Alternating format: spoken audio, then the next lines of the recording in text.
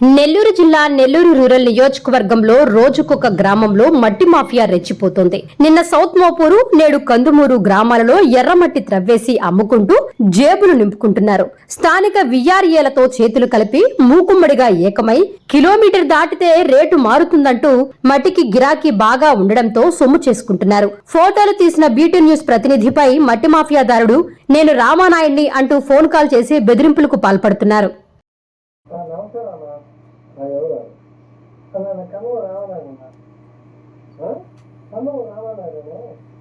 చెప్పండి అలా గ్రామం బండి దొరకని చూసిన నా ఫోటో తెచ్చినాడు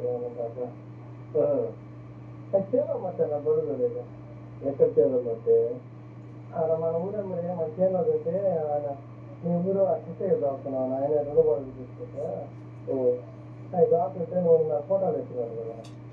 అవును అంటే నువ్వు చెప్పవా నా బండి నేను ఊరికి ఫోటో అవును ఎవరిదైనా తీసుకుంటా ఫోటో తీసుకునే రైట్ నాకు ఉంది. నువ్వు ఎవరు అడిగేదనుకున్నా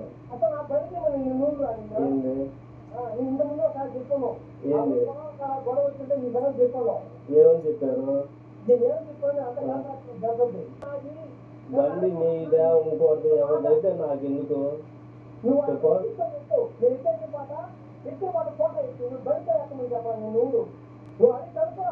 ఏంది ఎవరిని అడిగి కనుక్కోవాలా? దొంగతనంగా మట్టి తోలుకొని అమ్ముకునే వాళ్ళకి మీకు తెలియాలా? ఏం పేరు నీ పేరు? సరే ఇప్పుడు బండి 10 బండ్లు ఉంటాయి. నీ బండి అని ఏమన్నా నువ్వు నా ఇంటి పక్కన పోతే నా బండి అని చెప్పేదానిక నేను తోలే బండ్లు ఏ బండి అయినా ఫోటో తీస్తా.